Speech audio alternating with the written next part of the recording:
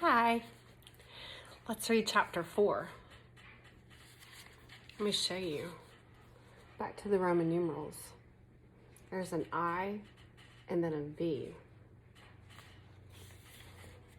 So with the other Roman numerals, we had I, one I for 1, 2 I's for 2, 3 I's for 3, and now for 4, we have an I and then a V.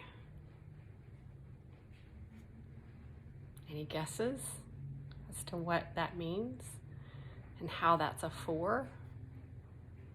The Romans sure did things different, didn't they?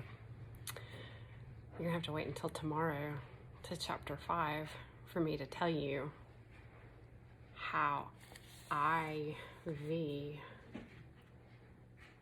means 4. It seems kind of crazy, doesn't it? The title of this chapter is Exercise, which is one of my favorite things. I really like exercising. Remember that day that we went and ran? That was fun. That was on Thanksgiving, wasn't it? That was a really fun morning. Okay, exercise. One fine morning in the month of May, when Stuart was 3 years old, he arose early, as was his custom, washed and dressed himself, took his hat and cane, and went downstairs into the living room to see what was doing. Nobody was around but Snowbell, the white cat belonging to Mrs. Little. Snowbell was another early riser, and this morning he was lying on the rug in the middle of the room, thinking about the days when he was just a kitten. "Good morning," said Stuart. "Hello," replied Snowbell sharply. "You're up early, aren't you?"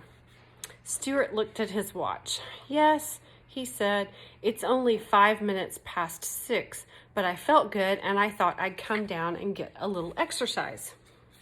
"I should think you get all the exercise you want up there in the bathroom, banging around, waking all the rest of us up, trying to get that water started so you can brush your teeth.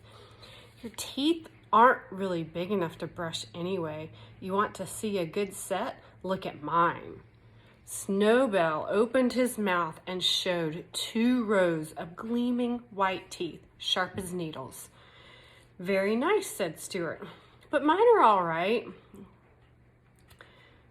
even though they're small. As for exercise, I take all I can get. I bet my stomach muscles are firmer than yours." "I bet they're not," said the cat. "I bet they are," said Stuart. "They're like iron bands." "I bet they're not," said the cat. Stuart glanced around the room to see what he could do to prove to Snowbell what good stomach muscles he had. He spied the drawn window shade on the east window with its shade cord and ring like a trapeze, and it gave him an idea. Climbing to the windowsill, he took off his hat and laid down his cane.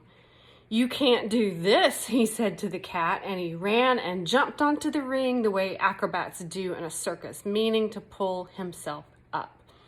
A surprising thing happened. Stuart had taken such a hard jump that it started the shade. With a loud snap, the shade flew up clear to the top of the window, dragging Stuart along with it and rolling him up inside so that he couldn't budge. "Holy mackerel," said Snowbell, who was almost as surprised as Stuart Little. "I guess that will teach him to show off his muscles." "Help! Let me out!" cried Stuart, who was frightened and bruised inside the rolled-up shade and who could hardly breathe, but his voice was so weak that nobody heard. So I guess it sounded more like, "Help! Let me out!" even though he was trying to yell loudly. Snowbell just chuckled. He was not fond of Stuart, and it didn't bother him at all that Stuart was wrapped up in a window shade, crying and hurt and unable to get out. Instead of running upstairs and telling Mr. and Mrs. Little about the accident, Snowbell did a very curious thing. He glanced around to see if anybody was looking, then he leapt softly to the windowsill, picked up Stuart's hat and cane in his mouth, carried them to the pantry, and laid them down at the entrance to the mouse hole. When Mrs. Little came down later and found them there, she gave a shrill scream which brought everybody on the run.